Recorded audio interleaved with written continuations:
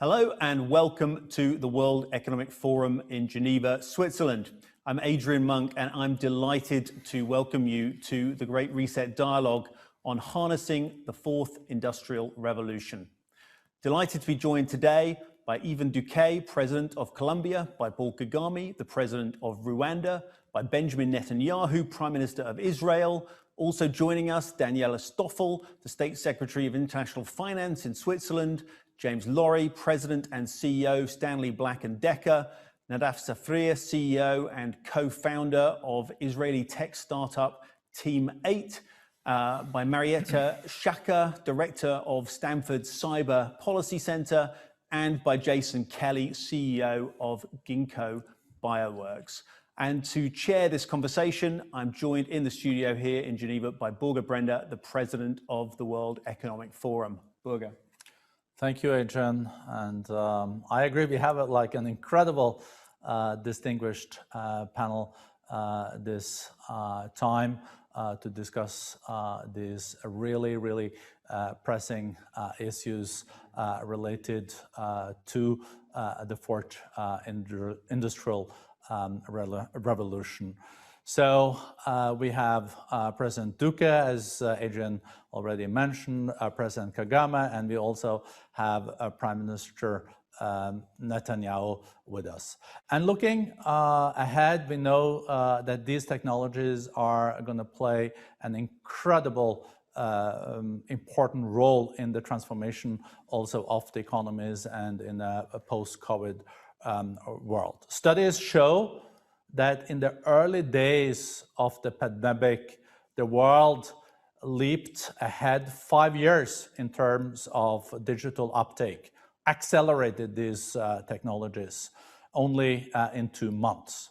And looking ahead, for example, artificial intelligence is projected to increase global GDP by about 15% only in this decade.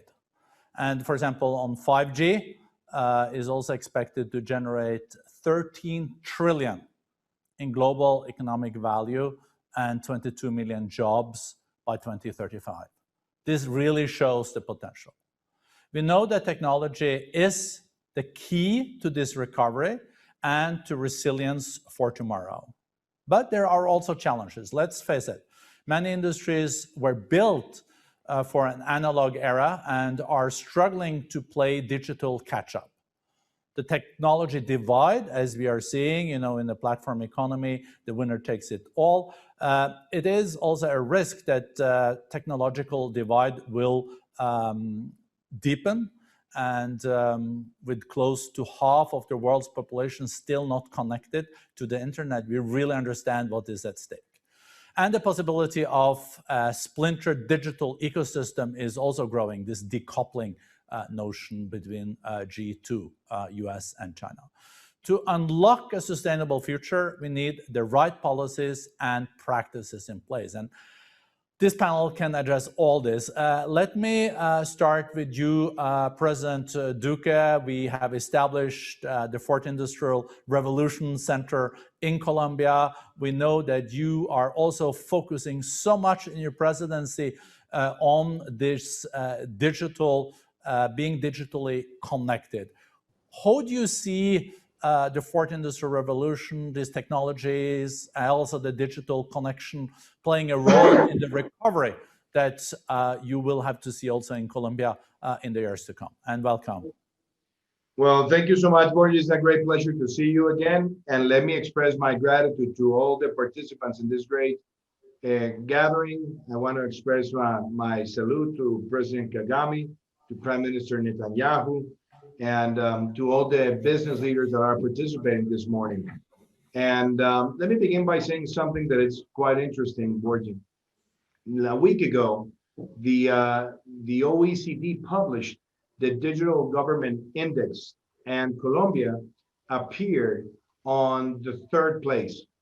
So for us, it was a big recognition of all the efforts that we have been undertaking in the last 26 months since we arrived to power. But primarily because we decided that we want to make Colombia the Silicon Valley of Latin America. And the way we want to move forward is first with connectivity. So our goal is to have 70% of all the Colombian population with high-speed internet by the end of my administration in August 2022. The second thing that is happening is that we're training 100,000 programmers from now to August 2022, which is the biggest push ever done in Latin America to train people with the capabilities and with the knowledge to participate actively in the fourth industrial revolution.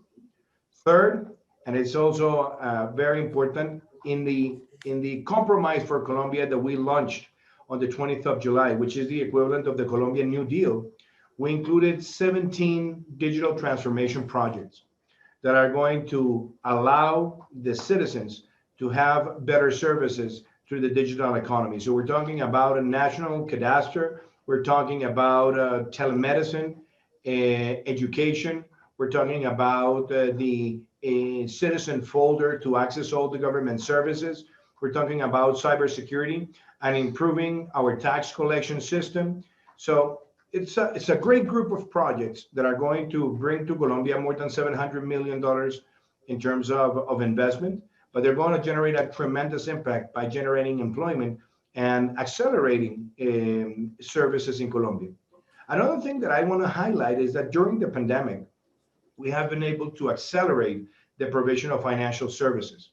Last year, when the Inter-American Development Bank made the analysis on all the countries in Latin America regarding the, financial inclusion, Colombia appeared on the first place. And we had been putting together a regulatory sandbox. We were working also in accelerating the access to smartphones so that fintech could have a big boost. In fact, what we have seen in this year is that we have maybe made what we wanted to happen in a decade in just 6 months. So we have seen in this year the largest fintech penetration in Colombia. And as of today, 85.5% of all the people that are above 18 years old have a financial product. And the interesting thing is that within the pandemic, since we started to accelerate all the fintech services, fintech is what's driving this change. And it's also important. We have also included the preparation of 20,000 small sites for e-commerce for SMEs in Colombia, a big accelerator. And with the Center for the Fourth Industrial Revolution in Medellin, and I'm here joined by Victor Munoz, who's the presidential advisor for economic transformation and digital transformation, what we are about to adopt is a framework so that AI, IoT, is robotics, and blockchain and web services applied to different sectors will be boosted in the next 2 years. So our big bet is that with the Fourth Industrial Revolution Center and with all these policies, Colombia will be working very hard to meet the goal of being conceived as the Silicon Valley in Latin America and as a startup nation. Oh, that's great news. And I saw also when you launched this Latin American Economic Outlook 2020, you made the digital transformation a crucial part of this. But I'm also wondering, in a digitalized economy and a platform economy, it is a tendency, as I also mentioned at the outset, that the winner takes it all. How to make sure that these new technologies also can work for the poor and those that don't have the right skills? How to make sure that we are not increasing inequalities with these new technologies? Can they work in fighting poverty? I think it's a great question, Borja, because when I started my administration and we launched the National Development Plan, the title that we gave to the plan is that it has to be a social pact, and the pact is a pact to create equality. And we understand that with connectivity, we build equality. And that's why what we have tried to accelerate in this year is that 10,000 small areas of the country will have high-speed internet to expand the services for the poorest of the poor, to the bottom of the pyramid. But also, since we have made the big bet to have 70% high-speed connectivity by 2022, with that, in terms of equality, what we want is to have financial inclusion, telemedicine, because in some places of the profound Colombia, the access to a specialist is not that easy. Now with telemedicine and now having all the medical records online, people will be more able to get to the experts to get a right diagnosis and also to be attended with the right prescription. The third thing is all virtual education. Yes, the pandemic has affected us, and yes, we're working on an alternancy model to regain presential classes, but also what we have made is a big acceleration so that kids from vulnerable families will have access to hardware, and at the same time will have access to technology, and will have access to platforms and web pages where they can download very important content, and that also brings equality. The other thing has to do with e-commerce. We have had the largest acceleration of e-commerce in our recent history. And it has happened within the pandemic. And it has happened because we have pushed harder for the sales force to be able to connect with the citizens through technology. That's also equality. And I also believe that in terms of the opportunities for job creation, it is incredible to see that the private sector is demanding a great set of skills, and all the multinationals that invest in Colombia in digital transformation are looking for a great set of skills that we're trying to connect with what we call the double titling, so that kids that are graduating from high school will have on one hand their high school diploma, and in the other hand they will have a degree as a technician so that they can start in the labor force, and with one additional year with digital education they will have a professional diploma. So this is also an acceleration of opportunities. And last but not least, Borja, when we're thinking about poverty reduction in the moments that we're living, it's not just a matter of how do we reduce multidimensional poverty. It also has to be linked with reducing monetary poverty. And in order to achieve the goals that we have set, we know that in these times of pandemic, there's no way that we're going to achieve our goals without accelerating the digital economy and the creative economy and the green economy. So we're trying to integrate the three elements and make this part of the transformation of what we call the Compromise for Colombia, which is a Colombian equivalent of the New Deal, so that we will invest more than $50 billion and generate more than 1.7 million jobs so that they can positively impact the aggregated demand of our nation. Thank you so much, Mr. President, and thank you for your leadership. I think this is the best segue into the next speaker, President Kagame of Rwanda. You heard President Duque also underlining that it indeed can, we can use the technologies also in giving opportunities to young people that they don't have today. You have shown leadership in many areas. We developed the drones initiative based in Rwanda. We established our center also for the fourth industrial revolution there.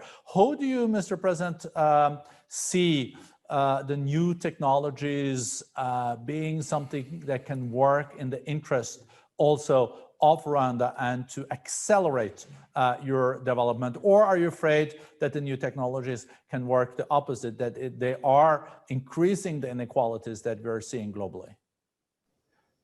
Borja, one important element that I want to put in the table for this discussion is that we also have to conceive the ethical debates. And that's why with the World Economic Forum and the Fourth Industrial Revolution Center in Colombia, we're working on the ethical framework for AI development in Colombia. We consider that if we also put the ethical debate before the public opinion, it will create trust. So I want to say that. And going to the nitty-gritty of your question, I think the best way that we can motivate society to make the technological and digital change is to get people acknowledge that the debate about technology is not about hardware. It's not about software. It's not about antennas. It's not about cables. It's not about experts. It's about quality of life. If we keep on building on the positive side a digital society, that digital society will open opportunities to learn, opportunities to work, opportunities to take care of society with telemedicine, but at the same time, it will allow people that are in deep areas to be able to connect with the opportunities that are available in the working or the labor market. But also more importantly, we're talking about the quality of life in terms of protecting the people that are highly vulnerable, even to important diseases like COVID-19. If you have a digitalized economy, then the elder people will receive their pensions, will receive their medicine, will receive attention without having to move from home and being at risk. But it's also quality of life when you see people that are going to have a better work and life balance, since they're going to be able to work from home and be able to have their schedules in a more flexible way. And many companies have learned throughout this pandemic that even with all these restrictions of working from home and digital connection and digital meetings, people are being even more productive.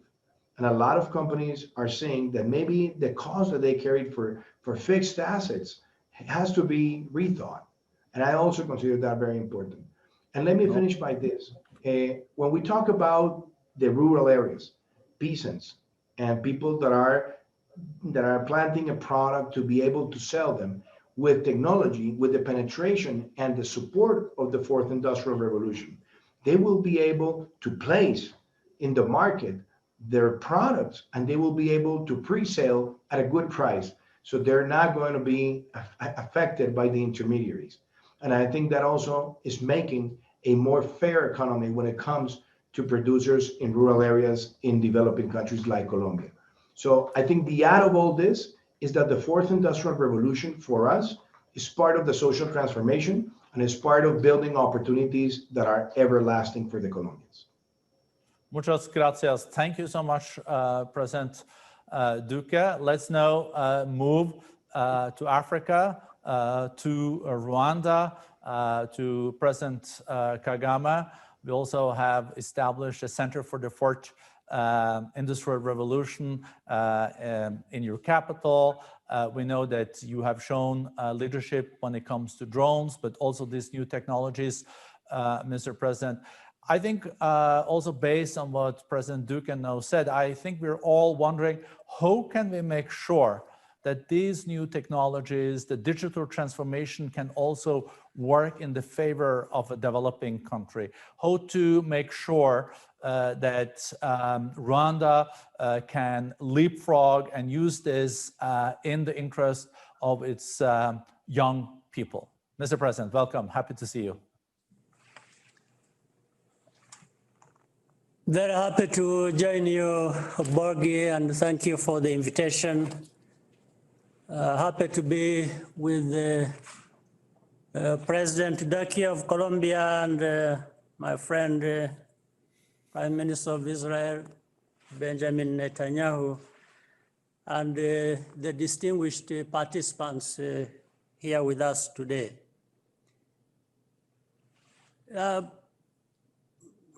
Over the past 20 years, Rwanda has continued to prioritize investment in technology, broadband and digital skills. And we're aware that it's going to succeed in the wider context of our continent, which in many cases has been left behind. If you look at the global statistics, yet there are so many problems that technology can provide solutions for. And that's the reason we prioritized investments in technology and infrastructure that support that. And in fact, bringing together Rwanda's quest for investment in technology and the needs for that across our continent. That's why we came up with a broader plan for the continent so that we don't miss out on this. But in particular for Rwanda, we have enjoyed the partnership with the technology companies. You mentioned the use of drones.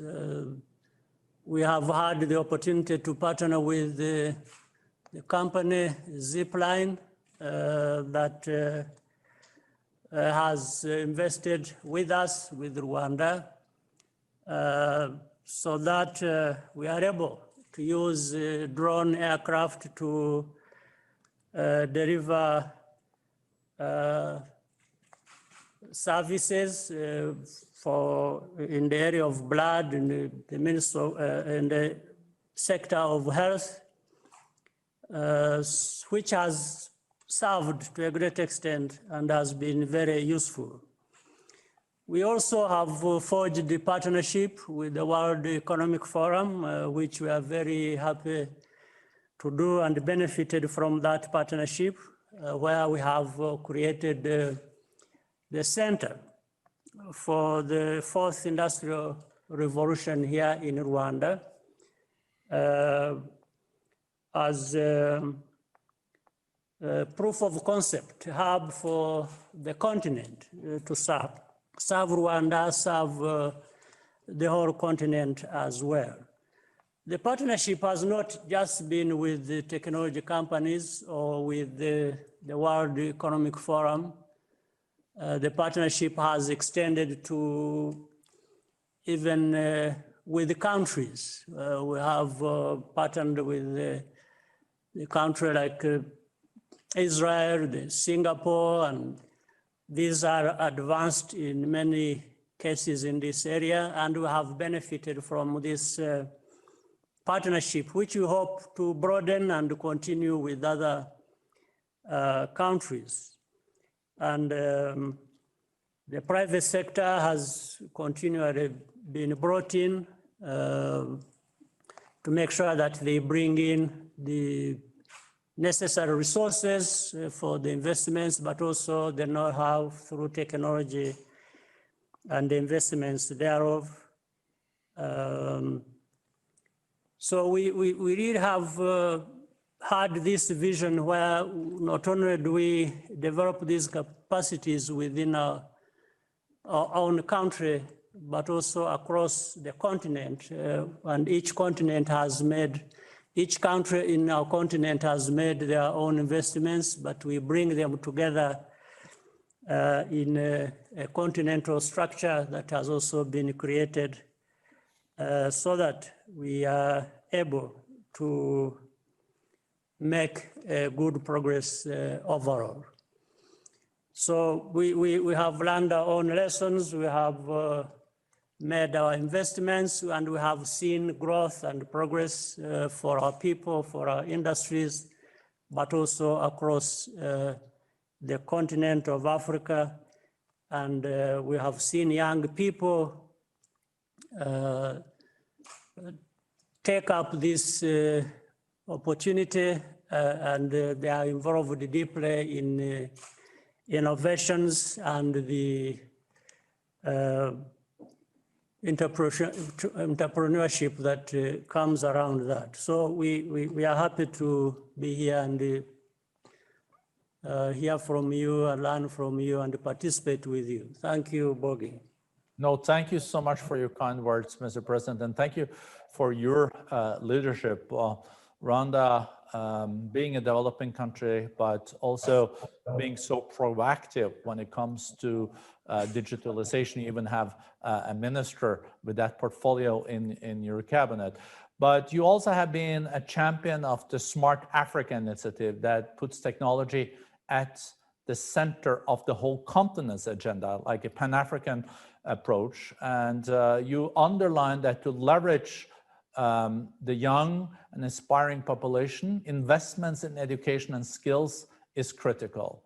So how can Africa skill, reskill, and upskill its population? And what could also be the role of the private sector here in supporting this? Here I will say the Smart Africa Alliance, which we have created with other countries on our continent, brings together private sector and for private sector to play a central role in this partnership. And government leaders also participate. And our aim has been to harmonize the regulatory environment across Africa so that we know what to expect with each other and among ourselves.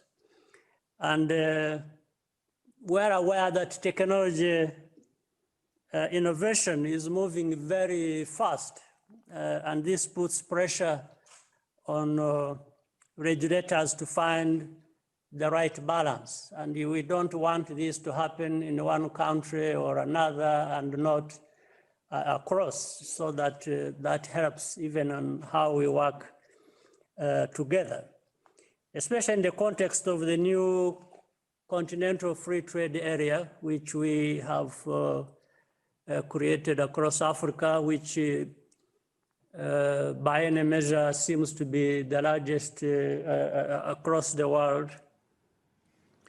It is important that systems be able to communicate with each other across our borders. Most children entering primary school today, we are aware, will work in jobs that don't yet exist. So the curriculum has to be flexible and future-oriented, in this case, with the technology skills as a priority. So there is prioritizing the investments, not only in the infrastructure area and skills, but also how do we communicate across our continent. And we continue, therefore, to build on that for deeper partnerships with the private sector. As I mentioned earlier, the private sector is very crucial in creating jobs, in making sure that they bring the necessary investments, both in technology, but also in creating the jobs that are required for our young people who in big numbers, and looking forward, it is going to keep growing.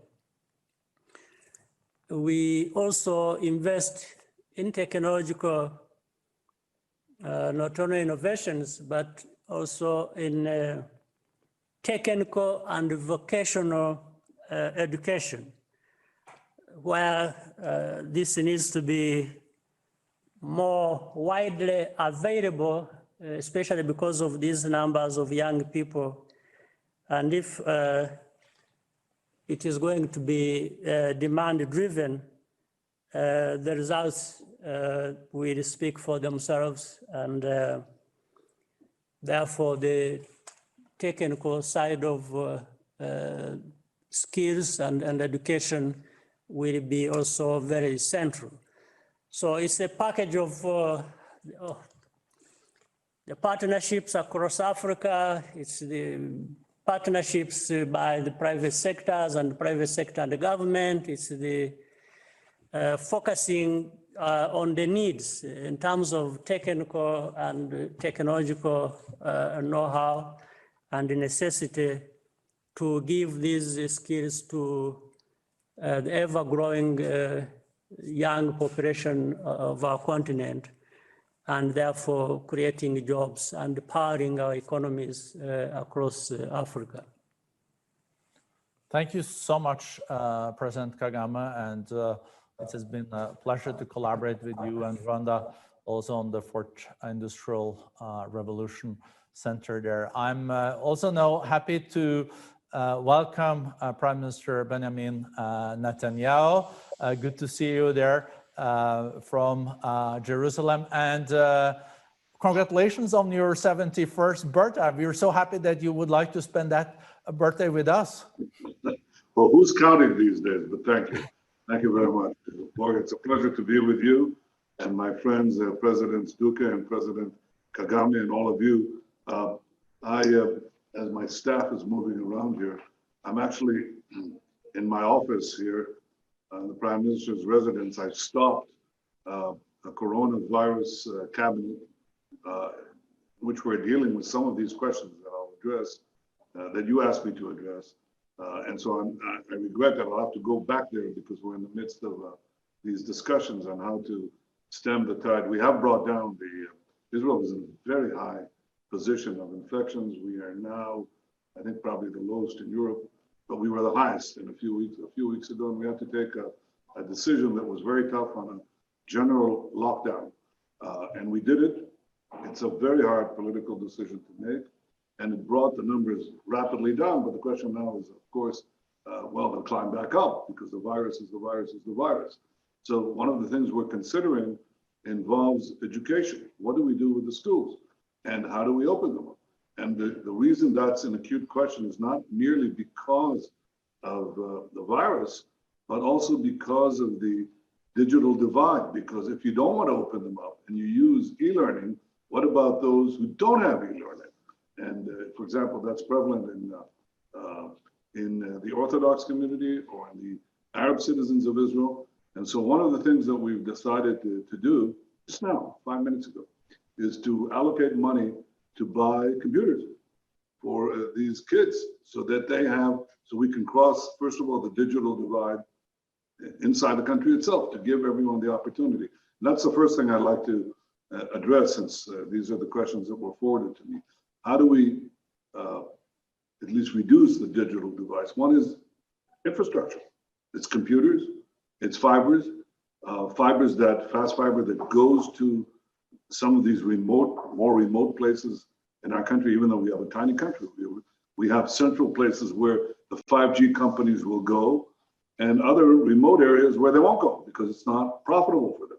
So we are making sure we're actually, in order not to be held back, we told them, okay, we are reducing their universal requirements of spreading fiber to everywhere, spread it to where it's profitable, which is most of the country. But those that are not there, what we're going to do is create a special fund so we can reach fiber. We can have fiber reach everyone. Fiber, computers, number one. It's simple.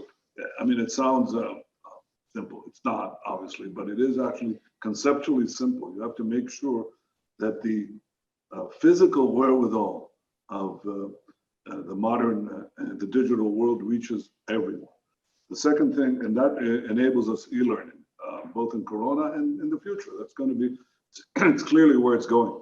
My son is a university student, and he's just told me that he finished his first day in e-learning, and they've been doing e-learning for the last 6 months. And he says, I'm not sure I should say this, but he says, Daddy, it's better. It's better in one sense because, because they can get very, very good teachers. So I think that's the way to go. You have to get the material, the physical infrastructure out there so everybody, every girl and boy, every teenager and every university student can have these capabilities. So we have that. The second thing is we have a deliberate program to increase our technological cadres. Okay, that means that, for example, the number of IT first degree students in our universities has increased by 70% in a few years.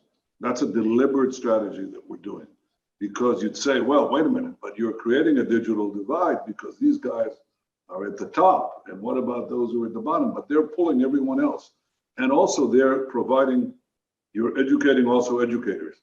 And so we are increasing, we're constantly increasing the number of skilled, high-tech workers per capita. We're still the highest in the world, actually by far. The number of R&D that we spend per person is the highest in the world. And we're continuing that because we don't see that as creating a digital divide. We see that as creating a digital world for all our people and our economy. So we're definitely, second point after infrastructure is basically technological education. And that starts below, it starts at the bottom, but you really have to make sure that you have that at the top. Don't forget the top. There's learning at the top, e-learning at the bottom, but there's got to be high skill, very high skill at the top. Don't lose out. Don't try to erase the divide by lowering the top. You can raise the bottom, but don't lower the top. If you lower the top, you'll get nothing. So don't do that. That's the second thing that we're doing. The third thing that we're doing, which I think is important, is to reduce and adopt regulation. Our economies and our educational systems, our social systems are geared to yesterday. And they're not even geared to the present. And we have to gear them towards tomorrow. So you have to deregulate. Regulation is a very, very big thing. I heard Paul Kagame speak, for example, about drones. That's a perfect example. Right now, we've got drone delivery in the country. We're doing a pilot on this. We have driverless cars pilot, and we're going to change regulations to fit that. So that's the third area, and that applies to many, many areas. Three things then: physical infrastructure for the digital age, preparation of personnel, basically human resources, and third, deregulation. I would say these are the three things that I can point to. The fourth is, I would say, international cooperation. We've been cooperating with Africa, Latin America, Australia, Singapore, Britain, Australia. These cooperations are very valuable. I can tell you that there is a new cooperation, and one that is giving enormous hope to everyone here, and that's with the Arab world. We have just signed peace agreements with the United Arab Emirates. We're signing peace agreements now with Bahrain. The first delegation, a formal delegation of ministers from the UAE visited Israel yesterday, along with the American Secretary of Treasury, Mr. Mnuchin, and we signed agreements that are going to also share technology, technology also in Corona and everything else. This is a very, very important thing. And I can tell you, I discussed with these ministers, how about Israeli UAE cooperation in third countries? For example, in Africa, or for that matter, in Latin America. Why not? I think this is the fourth element that I bring forward, and I think the task is enormous. Corona is an enormous challenge, but we'll get behind it eventually. Not eventually. I think soon we'll have vaccines. They'll be applied. We'll have to live with that for probably a very long time. But I think the world has already changed. The only question is, how fast do we change to this changing world? And I believe, knowing the people, knowing you, and the good effort that the World Economic Forum is putting forward, I think this is a challenge to which we're all up to. Of course, there is one other element, a fifth element that I mentioned, that I think Israel excels in, and that's cyber defense. I say cyber defense because the more we move into the digital world, the more we put out this infrastructure, the more we have e-learning, the more we have a dependence on these systems, the more we need to protect them. And I think that in this regard, Israel has forged important breakthroughs, and we share them also with our friends. So these are the things that I think we can bring forward. And again, I wish I could stay more with you, but I have to go back to dealing with Corona. So thank you, and it's good to see you all.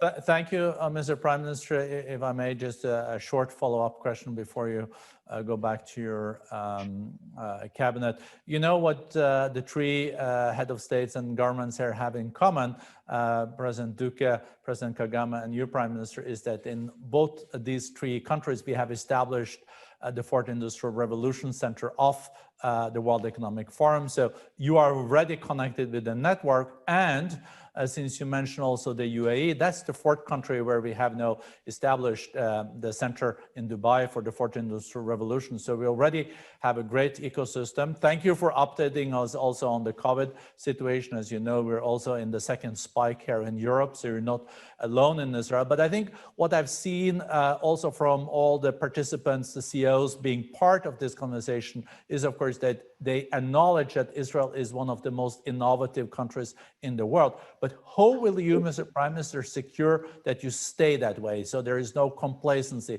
How will you also in the years to come be cutting edge? Is there part of that success you can tell the rest of us?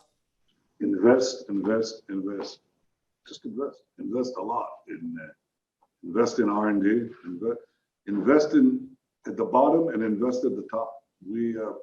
We have an investment at the top that is a sunk cost because of our military expenditures. They're increasingly knowledge-based, but we don't, and we therefore necessity forces us to constantly invest in information systems and cyber defense and so on. But I would say that our big challenge now is to invest in the bottom, to make sure that we lift the bottom. The top will keep rising. I mean, that's just a fact. The top will rise, invest in the bottom. And look, I want to wish you much success. I welcome this cooperation with the World Economic Forum and the opportunity to see my friends at a distance. But I do hope and believe and pray that we'll get beyond this epidemic quickly. Maybe it shows us how we're all connected in ways that we may not have wanted, but we now realize is there. We'll have to cooperate to secure our common future. I want to thank you all. Thank you. Thank you. Thank you. I'm seeing there is a lot of activity in the background there. I know your staff wants you back. And you're right, Mr. Prime Minister, that COVID anywhere is COVID everywhere.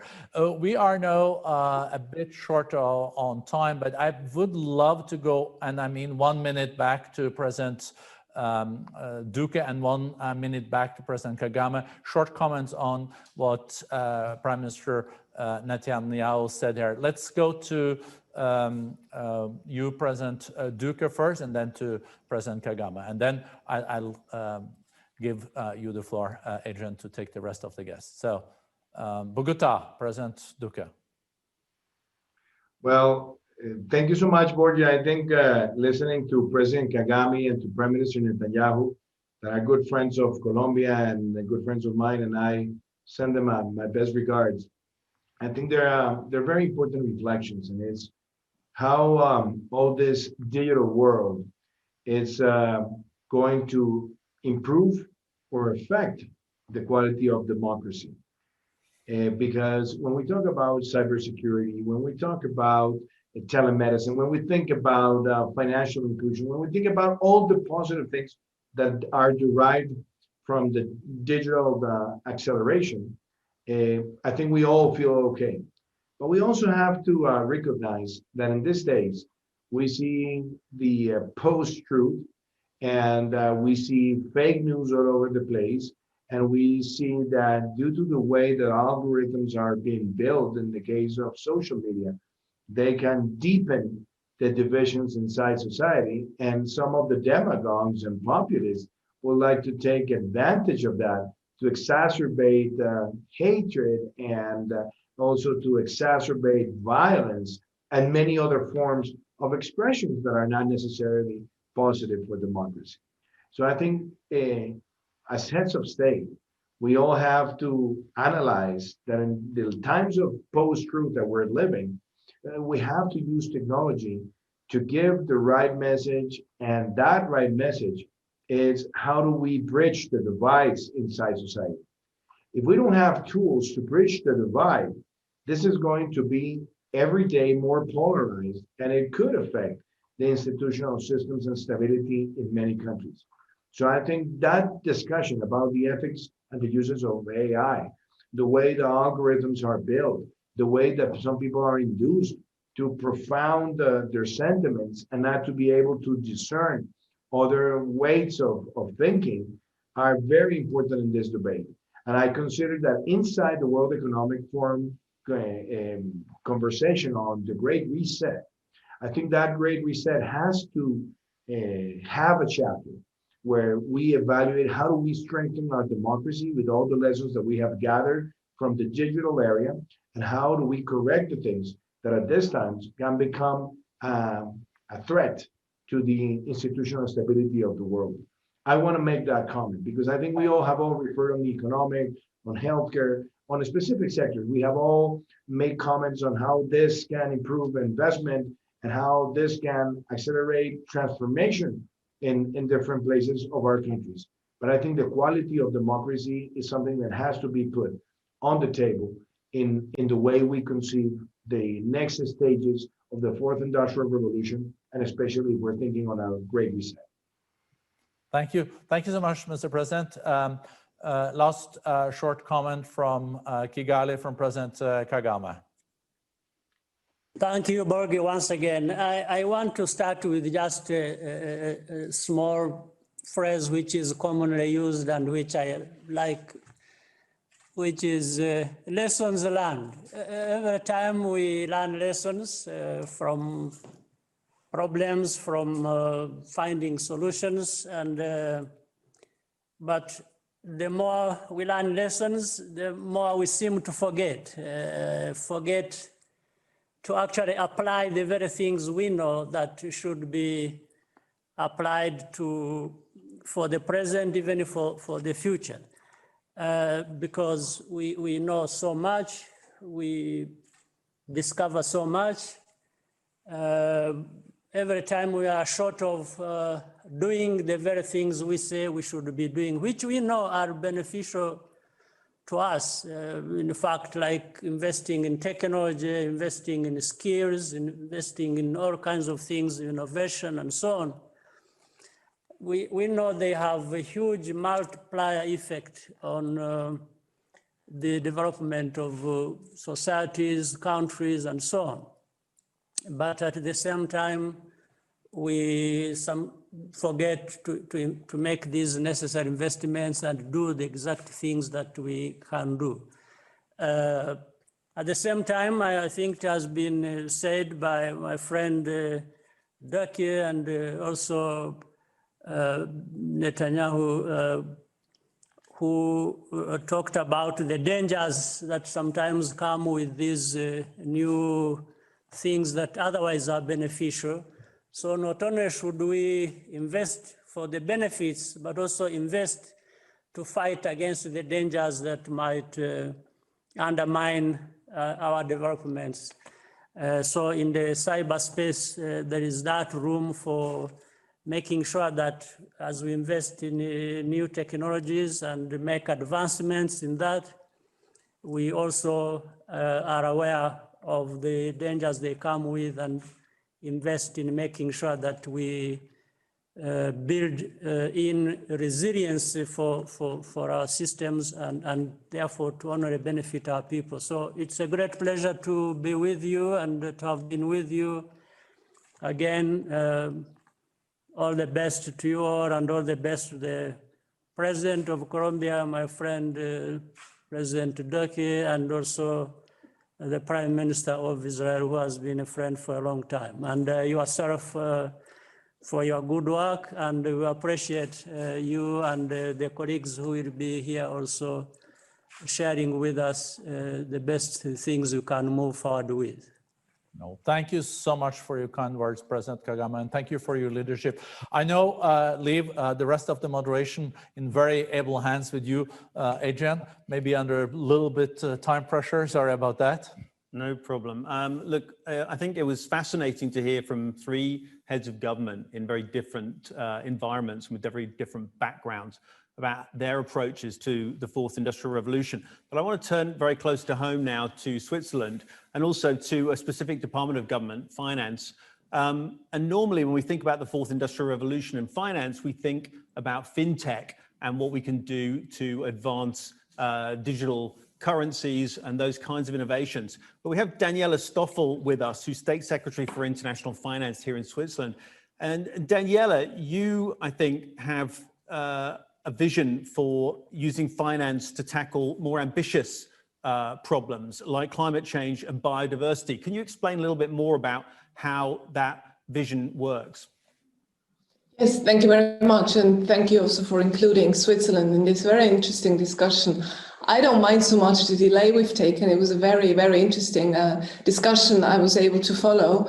And before I come to exactly the point you just mentioned, I would like to maybe shed a light on what has been said by the very esteemed persona that already took the floor. What do you do as a country like Switzerland and many others in the West that, and the president of Colombia said, you know, we have sparked a social transformation. If you have centuries, decades and centuries of building societies, of living by rules and sort of amassing capital that is now being faced with that revolution we're all talking about, how do you make that step into the future if you're neither pulled nor pushed? Yet you are a part of it and you see the huge potential that such a revolution, and I think we've only seen the dawn of that revolution, if you realize what the potential is. You know, being Switzerland, you are sort of the epicenter of stability and tradition. And here is the new era, and questions of ethics and democracy and how societies work have been raised, and I think very much to the point. We will see huge challenges coming our way in that area with regards to the technological revolution. So what do you do?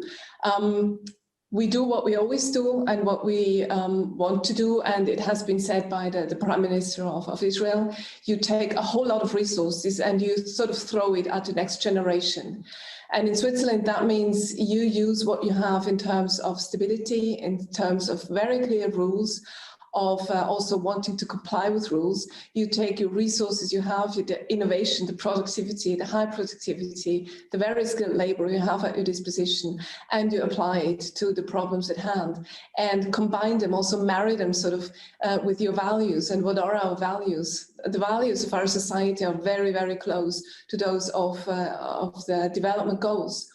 And we want to, and this is coming back to the cues you gave me, we want to marry these two sides, the very innovative and very value-based sides of our economy and our society to that one goal. And we see huge potential. If you hear technology and sustainability, there is common ground in the area of integrity, especially in also financial markets, but all markets, in the area of transparency and in the area of stability. And all the technologies that have already been mentioned, be that blockchain, be that AI, be that use of big data, and so forth. All of these goals you can very much and very well use to achieve those goals. I'll give you a few examples, one of them being in risk management. Big data, AI and machine learning can enhance environmental risk management by screening of investments, benchmarking of green finance products, because those technologies can process vast amounts of data from multiple points and sources. So we want to go that way, and also in the area of track and check environmental data. Satellites, drones, we haven't spoken about those yet, or remote sensing technology can help track and monitor in real time what is going on, and we can support climate finance and nature-based solutions that way. And the third area where we see huge potential is the traceability of supply chains. Again, blockchain can play a huge role in collecting and tracking environmental data of suppliers and increase the efficiency of, for example, also trade financing processes.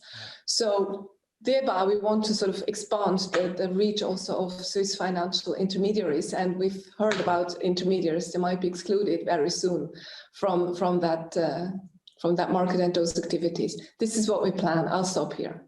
Daniela, thanks for that overview. And I think it's very encouraging for everyone listening to see that finance ministries are also thinking not just in the very narrow way about the impact of the fourth industrial revolution, but in a very wide and very dynamic way about how exactly that revolution is going to change people's lives and the way we do business. Talking of business, I'm delighted that we're joined from Connecticut by James Lawrie, who is the Chief Executive and President of Stanley Black & Decker, who I can honestly say really are a household name. I can't think of many households that haven't got one of your accessories lurking inside. And your company was just recognized for its contributions on ESG, which is sort of environmental, social governance roles. And really, you've played a huge part in kind of pushing those UN SDG goals into the way you do business. But James, I want to refer to something that all of our political guests really hinted at, which is the big fear people have about the fourth industrial revolution relating to their jobs. Their concern is that there will be casualties of this revolution, and that the idea of a reset is really about resetting them out of the workforce and replacing them with robots or replacing them with cheaper labor. How does a company like Black & Decker with that Stanley Black & Decker with that very strong sort of ethical core, how do you deal with that fear and how are you tackling that human dimension to this revolution? Thank you, Adrian. What a great question. First of all, good morning, good afternoon, good evening to all our participants.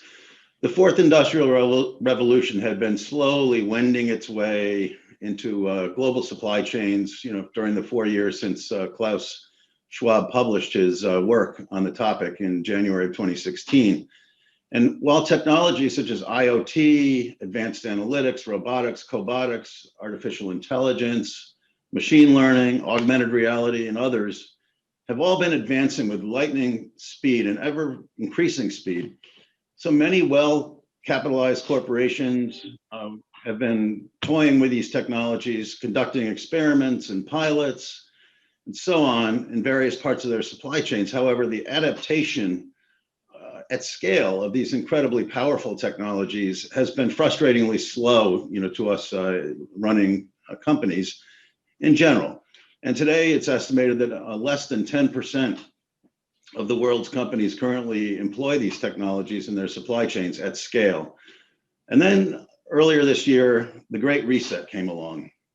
COVID-19 struck. All of a sudden, the digital revolution accelerated the potential transformation of business models by multiple years, just in a matter of months. And without intervention, it's clear that countries, industries, companies, and people in general, with the requisite resources and skills to participate, they will emerge as the big winners, and the gaps will only widen for those that are under-resourced or under-skilled. And we can't let this happen. We've been in business for 177 years. We have a purpose we are for those who make the world. That means we are for the makers and the shapers and the people who get things done on the ground to keep the world moving forward every day.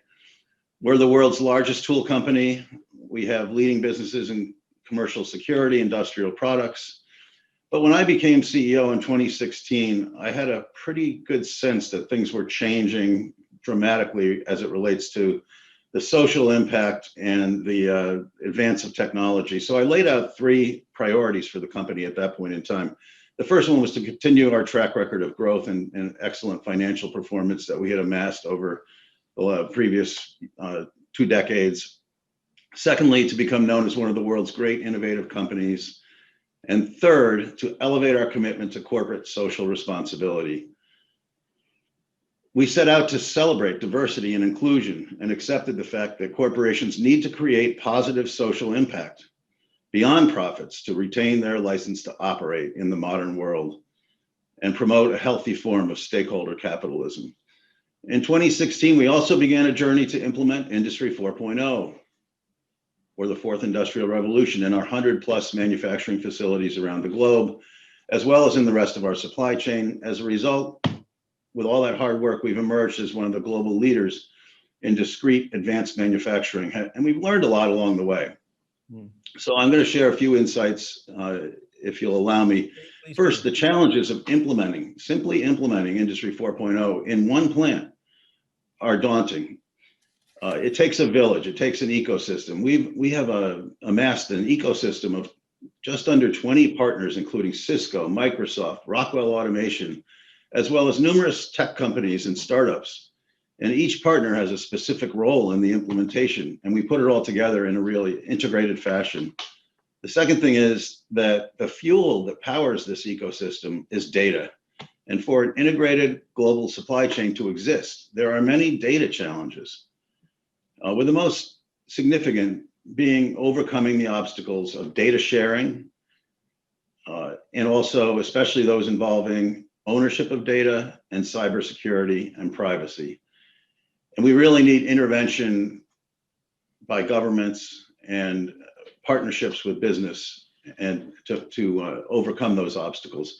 And finally, there's this monumental challenge of upskilling, reskilling, and keeping the skills current of literally tens of thousands of people in our company and hundreds of millions of affected supply chain workers in greater society. And that requires common credentialing systems, enabling the mobility of labor. The skilling and credentialing issue is one that can only be solved through public-private partnerships, which would include governments, academic institutions, and corporations. We've already seen examples here in the US of success in this regard. The Greater Washington Project is one that I would note. And we as a company are working in our home base of Connecticut on the very same type of a project with a Business Higher Education Forum, which is an NGO that has spawned several of these successful partnerships, including the Greater Washington Partnership. So at Stanley Black & Decker, we're accepting the responsibility. We're taking the learnings from our Industry 4.0 compiled over the last 4 years and doing whatever we can to make a difference to ensure that the social impact from this fourth industrial revolution will be a positive one. James, thank you for that. And I want to pick up on something you mentioned, which was the importance of data sharing in kind of advancing some of the collaborations that you've undertaken in the course of transforming the business. We have two guests who can, I hope, shed more light on that. We have Marietta Shaka from Stanford University and Nadaf Zafrir from Team 8. Maybe Nadaf, just starting with you, Team 8 invests in a lot of the businesses that are players in this new world of data sharing and also cyber defense, which was something that Prime Minister Netanyahu raised as being another crucial element in this revolution.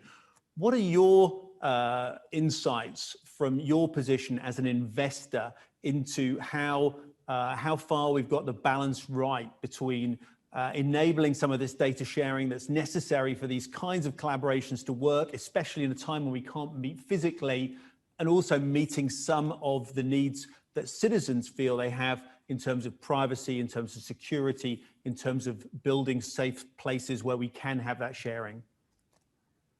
Yeah, thank you, and thanks for having me. You know, the silver lining during this coronavirus, I think, is that in the last 2 decades, the digital infrastructure that we have invested in massively has proven more resilient than we anticipated.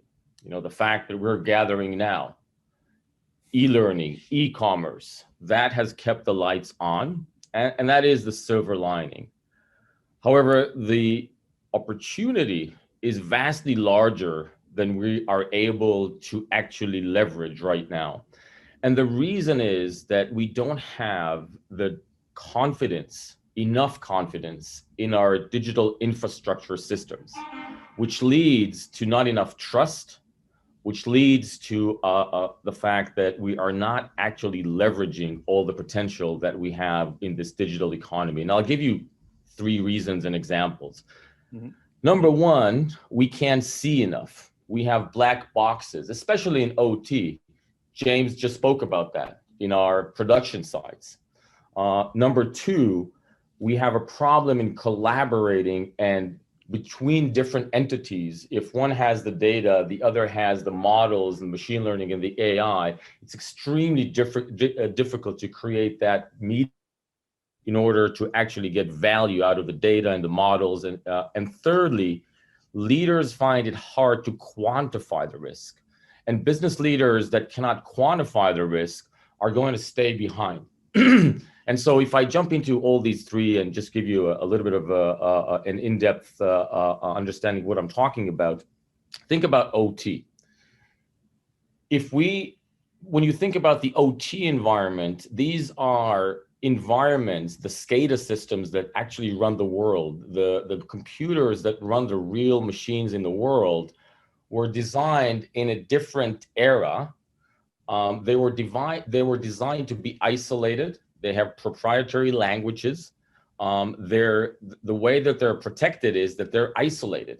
Now, if we want to harness data, run machine learnings, and for example, get much more efficient and effective by predictive maintenance, we now have to connect OT environments to very modern IT environments, and that convergence create extreme fragility because we don't have extreme visibility. These legacy environments are naive, they're not protected, and they have to be connected only after we can actually unveil what's going on under the hood. So we cannot accept a world where OT is a black box. We need to take these technologies, we need to modernize them, we need to create extreme visibility so we can connect them and harness the effectiveness that they may provide us. Another topic which is extremely important is to quantify the risk in a business language. You know, leaders like James and others have been trained to assess risk and create the right balance between according to the risk appetite of their companies. However, in cyber, because this is such a technical issue, we are presenting the risk to decision makers usually in a very technical way. We have to learn how to demystify cybersecurity, create a language that the business leaders can understand so that they can embrace the risk and go forward. And then lastly, collaboration. We're not going to get the value that we can from harnessing the data, and Daniela spoke about that, if we can't actually create a safe environment to share data, models, and AI. And again, here as technologists, and we're investing in these technologies, we need to find privacy enhancing technologies that will enable different parties, governments, peoples, enterprise, etc., to share data without necessarily having to get that extreme trust. Specifically, we're working on technologies such as homomorphic encryptions that go beyond trust and will enable individuals and companies and countries to share data, get the value without having to invest tremendously before they do that. Nadav, thanks for that. And you mentioned there the training that leaders have in identifying risks, especially when it comes to things like data and cybersecurity. But as citizens, we don't have that kind of training. And Marietta, I want to bring you in from Stanford University. When we talk about the fourth industrial revolution, how do we prepare everyday citizens, people like us, to cope with the kinds of risks and have the kind of awareness to actually navigate this world? Because we've talked about how hard it is for businesses, how hard it is for governments, but for the ordinary citizen, the ordinary individual, how do we help them to not feel that they're at sea in a world where they have not got the equipment to kind of navigate? Thank you very much. And it's a pleasure to reflect after all the interesting interventions that were already shared. I want to shift focus a little bit on the agency of the individual, indeed, because I think it's tempting to look with a lot of hope towards what benefits technology can bring, but revolutions, and I'm afraid that the fourth industrial revolution is not an exception, are always about shifts in power and governance. So I would like to expand the focus a little bit from just an industrial revolution to also looking at the societal, political, and technological revolutions that together are acting like a layer impacting, at this point, all aspects of people's lives. So if we want to focus on building trust, we have to address questions of legitimacy. So for example, who can make decisions, set standards, govern over so many aspects of people's lives on behalf of people. And I think that without deliberate safeguards to strengthen the public interest, to protect people's rights and freedoms, we have to acknowledge that technologies and business models and data can also become tools for repression and exclusion. I was very much inspired by the words of President Duque about the need to focus on people's quality of life, but also on democracy. And here it seems that some of us in countries where we've enjoyed democracy the longest risk forgetting the need to defend it and to actually deliberately govern for the better outcomes. Since I've started working in Silicon Valley, I've seen the extraordinary inequality and the divisions between people who benefit, which are a handful, and those who pay the price for, the gig economy and the big share prices of tech companies. So I think we see quite a few tensions and growing tensions between the public and the private sector, and this goes far beyond social media platforms and the more visible effects of privatized rules and standard setting. So I believe we need much more of an all of society debate about governance by whom, on the basis of which values, and how benefits but also risks are distributed. I see that too often profits stay with companies, and COVID has exacerbated this, but the price of risk and damage and harms is for society. We need a discussion, for example, about how to finance healthcare, education, and other public goods if companies don't contribute to it through taxation. So I believe that it's important to actually deliberately design and govern for inclusiveness, agency of individuals, transparency and accountability. And those latter two, transparency and accountability, are quite often missing. It is really hard for individual citizens, but also lawmakers, journalists, civil society, academics, to have a good view of what the actual impact of some of the latest technologies is, because they don't have meaningful access to information. So I think that that's an area to focus on, which would help better inform the general public, and also have more evidence-based policies, which I think is a tension we often see. Companies feel like politicians do not put forward relevant or accurate proposals to regulate, while politicians don't have the proper access to information to actually be on top of the latest technological developments. So one thing I think is important is that for the fourth industrial revolution to lead to improvements in the lives of people, not just a few of them, the social and political and technological revolutions need to be factored in, and all of them need to be governed for on the basis of values and clear outcomes. And from my end, that would be to strengthen democratic principles. Maya, thank you for that. And also thank you for referencing back to the Colombian president. And also, I think points powerfully brought up by Daniela Stoffel from here in Switzerland. I want to end today's discussion, if I can, with Jason Kelly from Ginkgo Bioworks, because one aspect of the fourth industrial revolution that's perhaps novel, that hasn't been something that we've ever encountered before, is a new type of technology, which is biotechnology. And Ginkgo Bioworks is a company that is developing some of the kind of procedures and processes that really probably underpin that, that industry as it moves forward. But also, Jason, it's an industry that's really been put in the spotlight by COVID. And by people's expectation that suddenly you can perhaps magically step forward and provide solutions that weren't there previously in the pharmaceutical industry.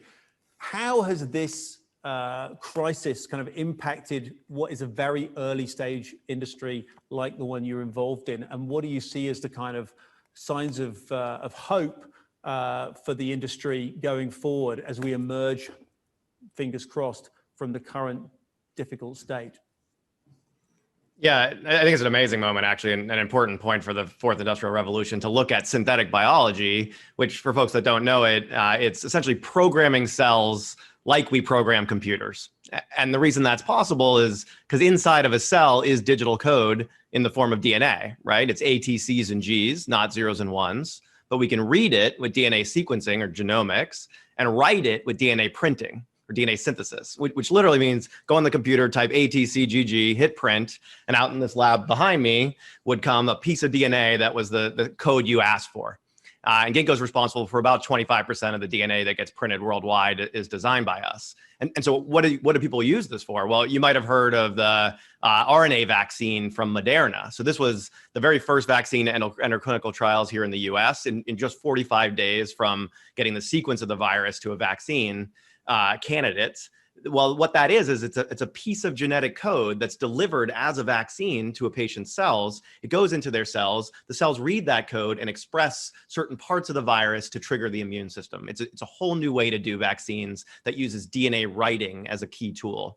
DNA reading, Ginkgo received a large grant from the National Institutes of Health here in the US to greatly lower the cost of testing that we're deploying here in the US, and also ideally would deploy internationally for COVID-19 to reduce spread in areas that have outbreaks. Those are two uses of during COVID for reading and writing DNA as an example. I think though COVID opens up this interesting moment, which is, I think Prime Minister Netanyahu said this well, this is a global scale crisis. And one of the things that strikes me is, where are our big technology companies, the Googles, the Apples, the Microsofts, in helping us get out of this? What are they doing? And the answer is roughly nothing, right? And it's not their fault. I mean, I'm sure they'd love to, but fundamentally, the technologies of AI and compute, they don't solve this problem, right? It's a physical problem, and President Netanyahu also said it's showing we're all connected, right? And what connects us is biology, right? Like we're seeing that our human health, our public health is connected cross borders. Well, we also all use the same biology to make our food. We share an atmosphere that's produced every year by the plants on this planet. It's manufactured by biology. Synthetic biology is allowing us to program that technology, and it's exponentially improving. It'll be the most important technology of the next 50 years. And I think COVID's making that evident.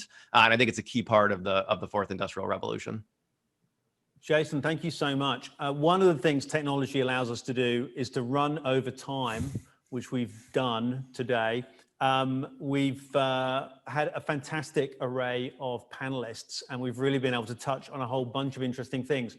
But we want you to stay with us. If you're on TopLink, come and join in the conversation with our experts and commentators and get your point across. I want to thank everyone who's come on today's call. I think it's been a really rich, fascinating discussion. It shows you some of the incredible diversity of both applications, impacts, and effects of this revolution. And there's going to be a lot more discussion with everyone on this topic coming up on TopLink. So to everyone who's joined, to all of our guests and panelists, to my colleague here in the studio, Birger Brenda, to all of you, thank you for joining us, and see you for the next Great Reset Dialogue in November. Thank you very much from Geneva. Thank you.